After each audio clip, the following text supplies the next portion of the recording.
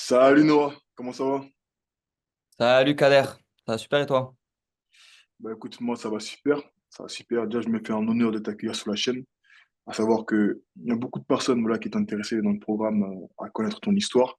Donc ça tombe bien qu'on puisse faire cette interview. On finit finalement par la faire après avoir collaboré ensemble, d'accord? Mhm, Donc bah déjà si tu peux un peu leur expliquer déjà ton parcours, d'où tu viens. Après, on va mhm, s'intéresser aussi à comment tu as pu générer tes premiers 28 000 euros avec le SMMA. Et après, par mhm. derrière aussi, comme on a pu finir par collaborer ensemble, ce sera super. Ok, bien sûr, pas de souci. Alors, du coup, ben, je me présente à tout le monde, hein. J'espère que vous allez bien. Merci Kader justement de m'accueillir ben, sur ta chaîne YouTube, hein, que j'ai pas mal scripté. Bref, donc pour me présenter rapidement, donc moi du coup je m'appelle Noah, j'ai actuellement 21 ans et ça fait du coup plusieurs années que je suis dans le milieu de l'entrepreneuriat. Je dirais un bon 4 5 ans. Où, voilà, justement, j'ai commencé. Avant l'entrepreneuriat, je pense qu'il y a pas mal de gens qui aiment bien savoir ça. Où étaient les gens finalement avant de se lancer dans ça? Ouais, c'est simple, hein, basique, hein, l'école, comme tout le monde. Bac pro pour ma part. MEI pour ceux qui connaissent. Donc voilà, très usine. Et voilà, j'étais destiné clairement à ça de base. Et ben, ce qui a fait que Dieu merci, je suis pas allé là-bas, c'est que je me suis fait virer, tout simplement. Donc oui, je me suis fait virer, en fait, ça m'a pas donné le choix parce que quand tu te fais virer à 16 ans, ben, c'est compliqué de trouver un travail derrière à part faire des chantiers au black, excusez-moi, ben, finalement, c'est compliqué. Même à McDo, ils me refusaient. Bref. Et je me suis lancé par défaut, par pas de choix dans l'entrepreneuriat, par comme pas mal de Sans que gens tu aies dans le le choix, tu veux dropshipping. dire. Sans que tu aies réellement En le fait, j'avais choix. pas le choix. En- euh, moi, je voulais bosser à McDo hein, de base. La vérité, je voulais bosser à McDo. Mais McDo m'ont dit non. Merci. D'ailleurs, merci McDo, Burger King et tout, et toutes ces industries. Ce De qui a même fait pour moi. que, ben moi, voilà. Du coup, J'ai été viré de McDo. Ah, toi aussi? Je savais même pas. Ah ouais. Ils nous aiment pas, on dirait. Tant mieux. C'était pas fait pour moi, tout comme toi, tu vois. C'est la vie. C'est ça. Parfait. Et ben, comme pas mal de gens, j'ai une petite PC de la région. Peut-être que ceux qui sont un peu plus jeunes le sachent. Quand tu vas au lycée, ils te donnent un ordi. Donc j'avais, Dieu merci, cet ordi-là. Et ben, comme tout le monde, hein, j'avais vu Yomi, etc., qui montrait sa vie à Londres, etc. Moi, je me disais, waouh, dinguerie. Et moi aussi, je vais faire pareil, en mode rêveur. Et voilà, j'ai fait du drop, du coup. J'ai mis un an à avoir mes résultats. Quand je parle de résultats, c'est au moins mes 500 000 euros par mois, quoi. Ça m'a pris pas mal de temps. Donc, j'ai fait drop pendant 3 ans, hein. C'est ce qui m'a permis d'avoir quelques résultats. Et du coup, pourquoi tu as choisi le business model du SMMA, concrètement? Au début, par dégoût du dropshipping, honnêtement. Attention, je crache pas sur le business model. Très clairement, c'est juste Mhm. que ceux qu'on en a déjà fait, je crois que tu en as déjà fait toi aussi, non, il me semble. Tu n'avais pas fait un peu? Bah, moi, concrètement, j'en ai fait, mais c'était pas trop ça. Moi, je vais être complètement honnête, c'était pas mon corps de métier. J'ai investi Ok. et pour moi, j'ai construit 4 shops. J'ai dû faire quoi? 10 ventes à tout péter. Parce que j'étais étudiant et puis quand tu es étudiant, tu n'as pas vraiment beaucoup de capital pour investir en publicité, en influenceur. J'avais investi Mhm. dans une influenceuse, bah, du coup, c'était Léa Marie, du coup. Ouais. Et bah, ça n'a pas fonctionné. Ça a fait 4 5 ventes, potentiellement parce que mon shop était pas bon. Tu vois, je vais pas blâmer le business model, mais je pense que c'est pour ça. C'est parce que mon shop était pas bon. Mhm. Et Ouais. bah, du coup, après, j'ai vu que ça fonctionnait pas et que bah, je voulais me lancer. Je suis pas quelqu'un qui abandonne, je voulais me lancer. À nouveau, je voulais lancer des nouveaux shops, mais le problème, c'est que j'avais pas l'argent pour. Donc, du coup, il fallait vite que je parte sur un business de prestation de services pour pouvoir générer du cash en apprenant des nouvelles compétences. Parce que le dropshipping Mhm. seul, ça pouvait pas. En fait, je pouvais pas me reposer sur un business model où j'avais besoin d'investir de l'argent pour en avoir à l'arrière. Tu vois. C'est pas possible. Mhm. Bien sûr. Donc, Ouais. voilà. Bah, c'est littéralement la base en drop. C'est littéralement la base, c'est faut avoir du cash à réinvestir. Ça veut pas dire que c'est un mauvais business.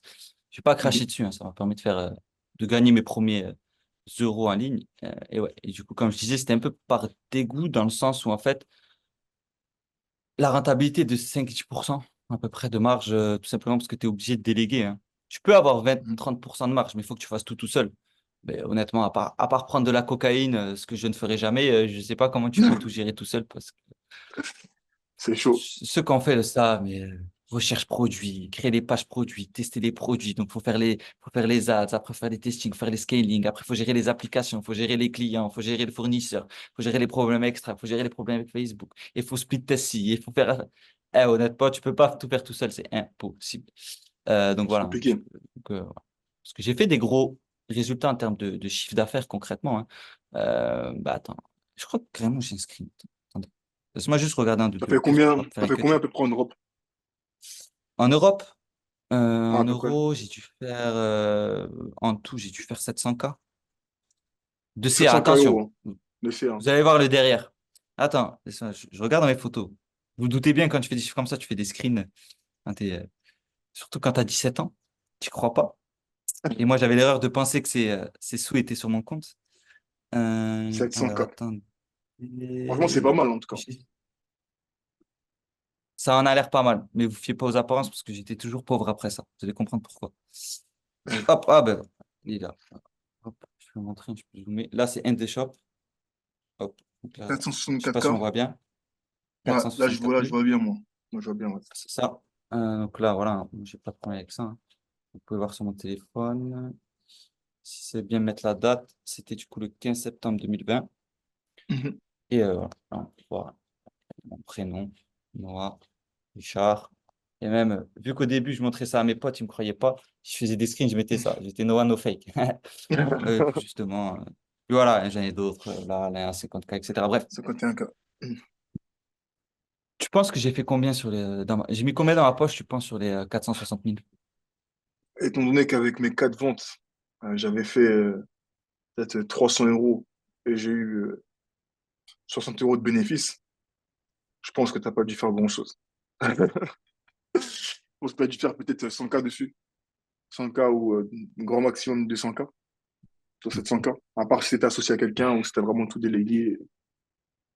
Bah, justement, comme vous l'avez dit avant, il faut de l'argent pour se lancer dans le drop. Et comme je vous l'ai redit avant, je n'avais pas d'argent. J'étais fauché. Donc, évidemment, j'étais associé avec une personne, Dieu merci, que j'ai pu rencontrer qui mettait le budget. Ça veut dire il y avait des 15 000, 20 000 en pub qui étaient dépensés chaque jour. Moi, je mettais pas un euro, hein. J'avais pas d'argent. Hmm. Et moi, juste, je bossais. Moi, je vendais juste mon temps. Moi, juste, je bossais. Donc, ouais, en rentabilité en tout, on fait 40 000. Bah, en fait, on se retrouve à des journées à faire 40K. La vie est belle. À un mois et demi plus tard, être bloqué de partout et faire 40K, 30K, mais à l'inverse, c'est de remboursement Ah, client. des remboursements, ouais, je vois ce que tu veux dire. Ah, c'était la galère, quoi. C'était la chute émotionnelle. Donc voilà ce qui a fait que j'ai arrêté le drop parce que quand on voit des résultats comme ça, on se dit ben, pourquoi il arrête? Moi, en tout cas, de mon Mhm. expérience, c'est ça. Et après, justement, je suis allé sur le SMMA.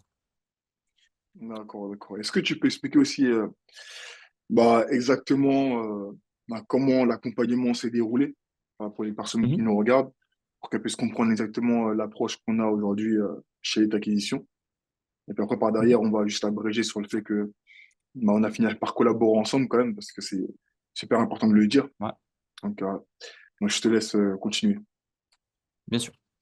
Donc ouais, c'est assez simple. Donc SMMA, je me suis lancé dedans. Moi, c'est les marges qui m'ont attiré au début. Où je me disais en fait en dropshipping, pour gratter mes 5 000 balles, je dois faire 500K. Je dois vendre à 4 5 000 personnes. Concrètement, c'est même plus, je crois. C'est même 10 000 personnes. J'ai pas les chiffres exacts. Et c'est même pas pour faire 4 5 000 finalement, je dois vendre à 4 5 personnes. Et moi, c'est cette approche, honnêtement, moi, c'est ça qui me dit, OK, je vais dans les SMMA, c'est clairement ça. Quand j'ai pris l'accompagnement, après un mois à l'avoir fait tout seul dans mon coin, à vraiment, du coup, me renseigner YouTube, américain, patati, où tu veux, ça, honnêtement, zéro client, je te dis la vérité. Pourtant, je me pensais malin, mais j'ai quand même eu zéro client. Je pense que il y a une approche à avoir quand même assez particulière qu'il faut connaître en tout cas. Et voilà, faut savoir qu'à ce moment-là, comme je t'avais dit, hein, quand c'était au téléphone, moi j'avais du coup mes 5 4 côtés à peu près un peu moins grâce à du coup cette boutique-là. Et Mhm. je suis parti à Bali. J'avais décidé moi-même de me mettre dos au mur. Je me dis, écoute, je vais investir, je pars loin de chez mes parents et je me laisse plus le choix. Ça marche ou ça marche pas. Du coup, justement, voilà, on a eu l'appel, etc., hein. Toi-même, tu le sais, j'étais très, très réticent, hein. D'ailleurs, je te remercie encore. Tu avais pris le temps pour moi à ce moment-là, alors que tu aurais pu largement raccrocher l'appel parce que j'étais chiant. J'avoue que j'étais relou. Mais Euh, honnêtement, je suis habitué aux gens réticents. Il y a beaucoup de gens réticents, voilà, ils voient toutes ces choses dans le business en ligne, ils croient pas, etc. Carrément, dans l'une de mes dernières vidéos, j'ai montré carrément les comptes Stripe pour montrer aux gens ouais, que c'est réel, qu'il y a vraiment de l'argent est vraiment là, que c'est une réelle opportunité. Donc, t'inquiète pas, les gens réticents, au fur et à mesure, tu t'es habitué, mais après, quand les gens sont beaucoup trop réticents, faut les laisser aller. S'ils y croient pas, ils y croient pas, tant pis, tu peux pas les sauver, hein. On peut aider, mais pas sauver. Je pense que c'est un peu ça. Euh, Exactement. donc, ouais, moi, justement, j'étais réticent, mais en fait, j'avais envie, mais eh, voilà, fallait que je. Voilà. Mais bon, du coup, entre guillemets, tu m'as aidé à sauter le pas. Parce qu'en vrai, c'était surtout la confiance que tu m'avais donnée et surtout ce que tu m'avais dit était logique par rapport à ce business-là. Donc, on est y allé. Donc, voilà, que j'abrège un peu, que vous comprenez, en tout cas, ceux qui nous écoutent, sur les points où on a travaillé. Premièrement, je dirais que c'est sur tout ce qui est le positionnement. Donc, que ce soit au niveau de la niche et du service que j'offrais. Parce que moi, je pense que j'étais un peu dans une commodité où j'allais sur une niche basique et un service basique. Où là, moi, ce que tu m'avais dit, une phrase qui m'avait marqué, c'était, je sais plus ce que tu m'avais dit. Ah ouais, tu m'avais dit en mode, en fait, il y a 90% du marché qui se concentre sur 10% des niches et services. Tu vois.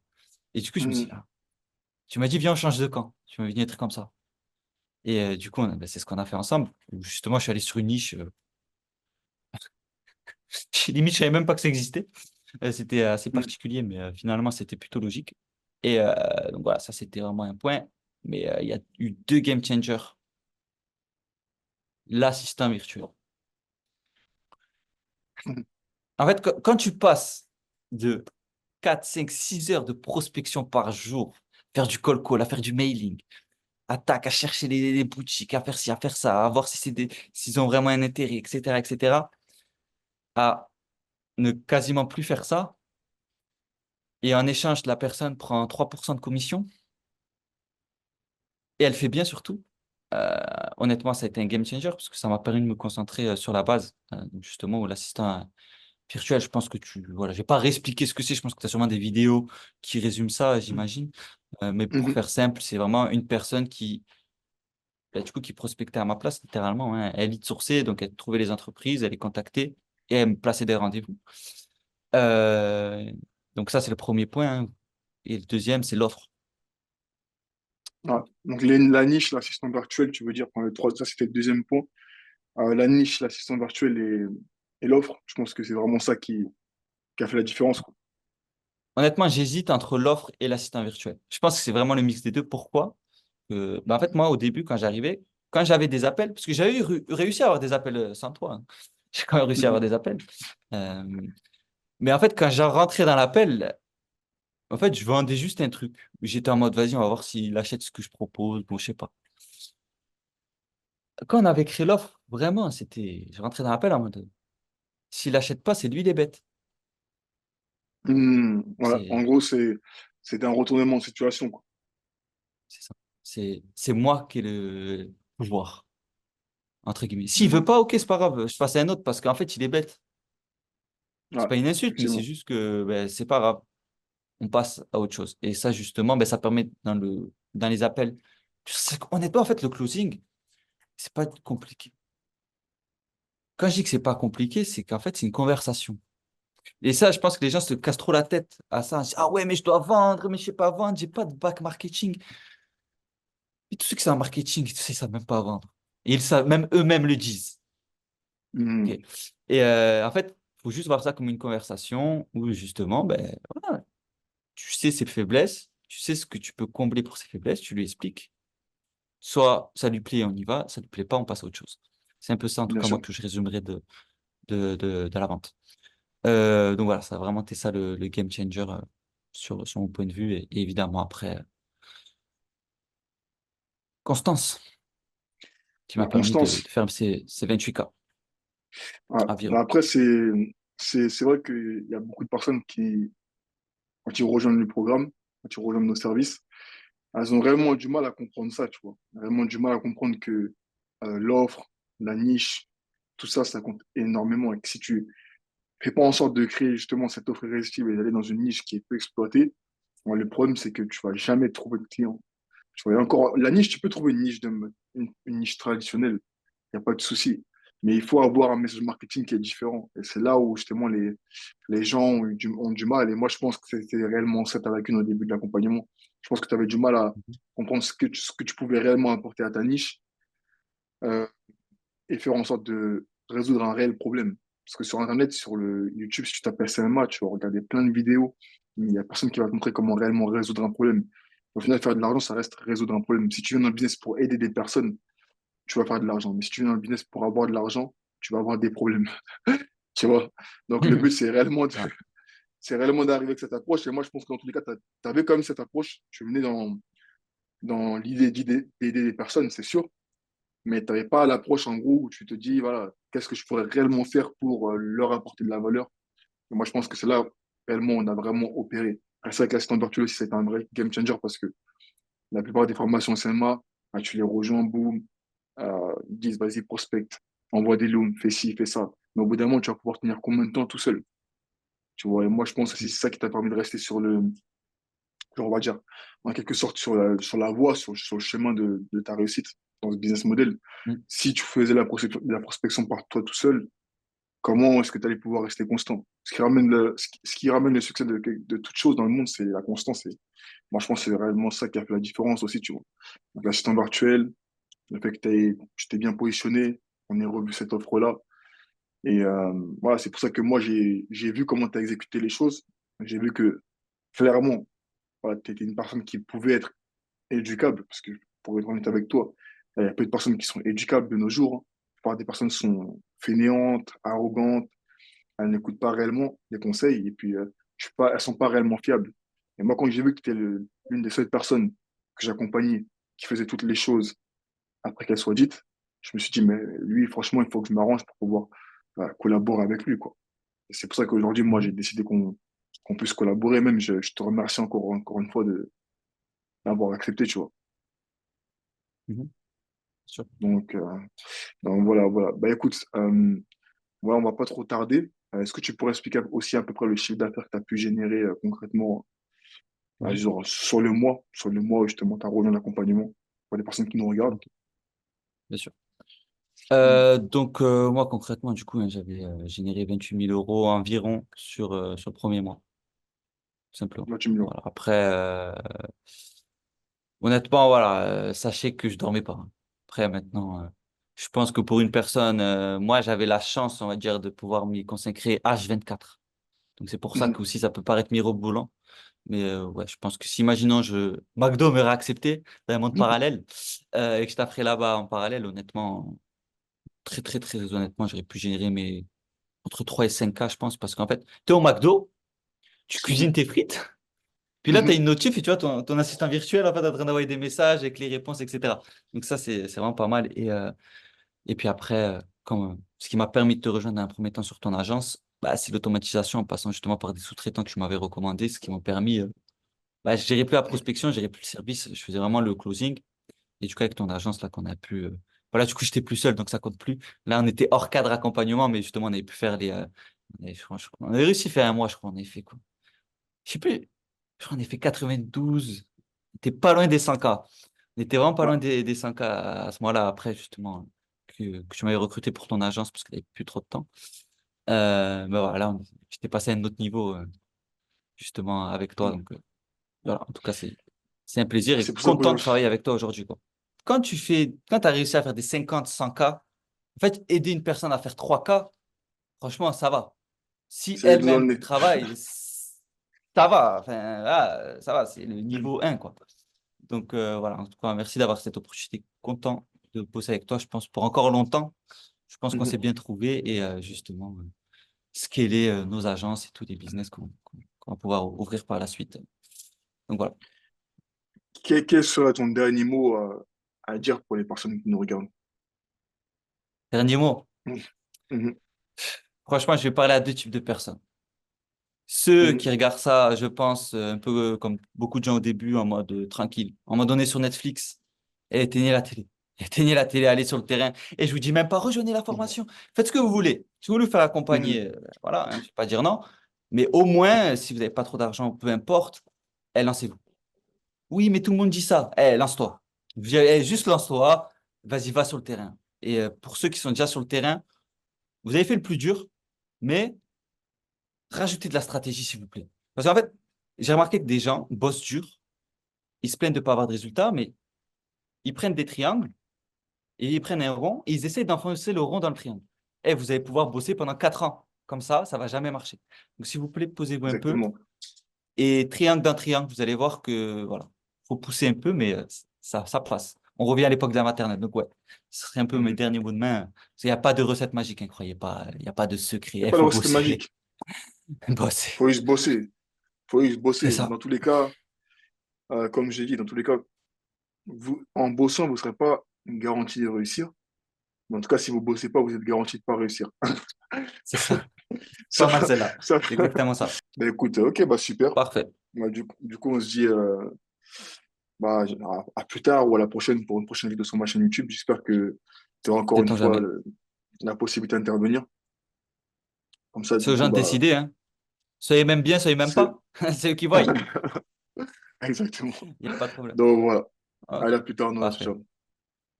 Salut à tous.